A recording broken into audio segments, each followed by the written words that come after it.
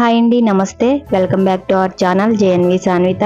ఈరోజు వీడియోలో ఒక వెరైటీ పులావ్ రెసిపీ. ఈ పులావ్ కుష్కా బిర్యానీ ఏదైనా సరే టేస్ట్ మటుకు చాలా బాగుంటుంది. వెజ్లోకి కానీ నాన్ వెజ్లో కానీ చాలా బాగుంటుంది. ఈ కుష్కా పులావ్ రెసిపీని యూట్యూబ్ వీడియోస్లోనే చూసి ఇంట్లో ట్రై చేశాను. చాలా బాగుంది. కొన్ని మార్పులతో ఈజీగా 15 మినిట్స్లో చాలా టేస్టీగా ఎలా చేశానో ఒకసారి వీడియోలో చూసేయండి. వెజ్ పులావ్స్ కానీ బిర్యానీస్లో కానీ చాలా టైప్ ఆఫ్ వెరైటీస్ ఉంటాయి. వాటిలో కొన్నింటిని ఈజీ అండ్ టేస్టీగా వీడియోస్ ఛానల్లో పోస్ట్ చేస్తాను. ఈ రెసిపీస్ కనుక మీకు నచ్చినట్లయితే చిన్న లైక్ ఇవ్వండి, ఛానల్ని సబ్స్క్రైబ్ చేసుకోండి, ఒక మంచి కామెంట్ కూడా ఇవ్వండి. Thank you. పులావ్ కోసం ముందుగా ఒక గ్రేవీని రెడీ చేసుకున్నాము. ఒక పెద్ద మిక్సీ జార్ తీసుకుని దానిలోకి 2 ఇంచుల అల్లం ముక్కని, 10 వెల్లుల్లి రెబ్బలు, 2 పచ్చిమిర్చి, 1/2 స్పూన్ మిరియాలు యాడ్ చేసుకోవాలి. మీరు కనుక కారం తక్కువ తినేటట్లయితే మిరియాలు పచ్చిమిర్చి పూర్తిగా అవాయిడ్ చేయండి. ఇప్పుడు 1 స్పూన్ జీలకర్ర, 2 టేబుల్ స్పూన్ ధనియాలు,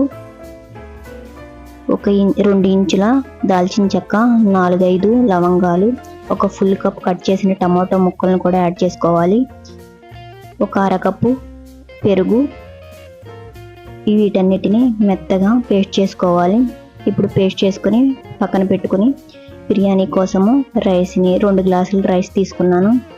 ఈ రైస్ని శుభ్రంగా కడిగి ఒక అరగంట నానబెట్టుకోవాలి. కుక్కర్లో కాకుండా విడిగా చేస్తే రైస్ని 1 అవర్ పాటు నానబెట్టుకుంటే రైస్ పొడి పొడిగా చాలా బాగుంటుంది.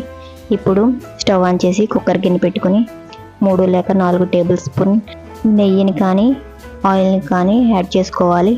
నెయ్యి టేస్ట్ అయితే చాలా బాగుంటుంది. ఈ నెయ్యి పూర్తిగా కరిగి హీట్ అయిన తర్వాత అన్ని బిర్యానీ స్పైసెస్ 2 లేక 3 చొప్పున వేసుకోవాలి. జాజికాయ, ఇలాచి, స్టార్ అనాస్, లవంగాలు అన్నిటినీ వేసుకుని లైట్గా ఫ్రై చేసుకోవాలి. బిర్యానీ ఆకు, షాజీరా కూడా 1 స్పూన్ వేసుకుని ఫ్రై చేసుకోవాలి. ఇలా లైట్గా ఫ్రై అయిన తర్వాత దీనిలోకి 2-3 రెమ్మల కరివేపాకు కూడా యాడ్ చేసుకోవాలి. ఇప్పుడు సన్నగా పొడవుగా కట్ చేసుకున్న ఉల్లిపాయలను కూడా 1 ఫుల్ కప్పు యాడ్ చేసుకోవాలి. ఉల్లిపాయలు కాస్త ఎక్కువే పడతాయి ఈ బిర్యానీకి. ఇలా లైట్ గోల్డెన్ కలర్కి టర్న్ అయిన తర్వాత ముందుగా గ్రైండ్ చేసి పక్కన పెట్టుకున్న ఈ టమాటో, పెరుగు, ఈ పేస్ట్ని కూడా యాడ్ చేసుకుని బాగా ఒకసారి కలిపి దీనిలోకి ఈ బిర్యానీ టేస్ట్కి తగ్గట్టుగా సాల్ట్ని అడ్జస్ట్ చేసుకోవాలి. కొద్దిగా పసుపు, 1.5 స్పూన్ కారం కూడా యాడ్ చేసుకోవాలి. మీరు కనుక స్పైసెస్ లైట్ తక్కువగా తినేలాగుంటే వేసిన స్పైసెస్ అన్నీ కొంచెం తగ్గించుకోండి.